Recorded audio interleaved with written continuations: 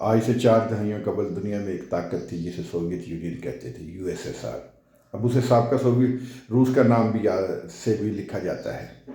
وہ Soviet union نے ایک غلطی کی کہ وہ پاکستان کے ہمسائے میں افغانستان میں داخل ہوا۔ پھر مزاحمت اور جرأت کی جو تاریخ لکھی گئی، اس کا نتیجہ یہ ہوا کہ 90 کی دہائی میں سوویت یونین دو لخت ہو گیا۔ دنیا کی سپر پاور، دنیا کے طاقتور ترین ملک، آدھی دنیا پر قابض ملک اس طرح ٹوٹا، اس طرح بکھرا جیسے تاش کے پتے بکھرتے ہیں۔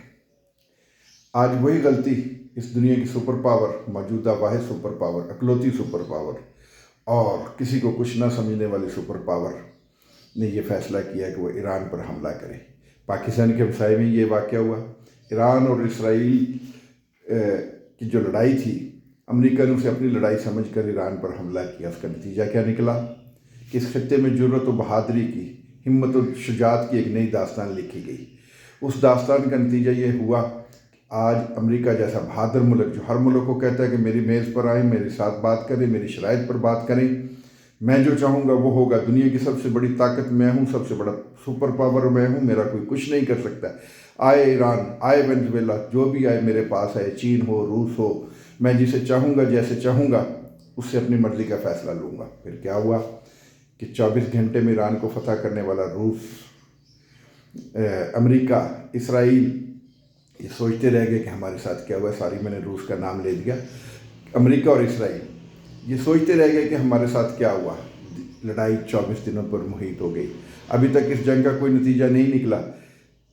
آج سے 2 دن پہلے صدر ٹرمپ نے یہ اعلان کیا کہ وہ ایران کے پاور پلانٹس پر حملہ نہیں کرے گا، اور ساتھ ہی مذاکرات کی نوید بھی سنائی۔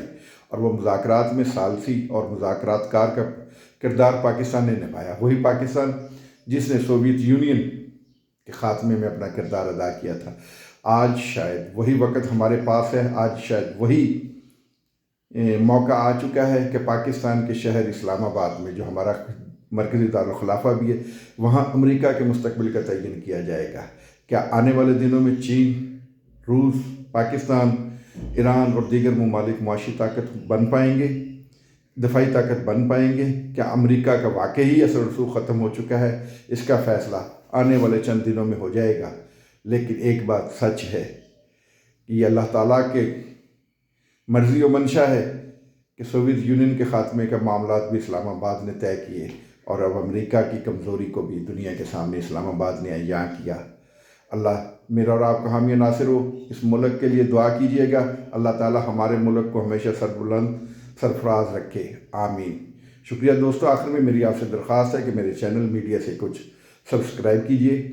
آپ کی یہ دوستی، آپ کا یہ فعل میرے کام آئے گا۔ بہت شکریہ۔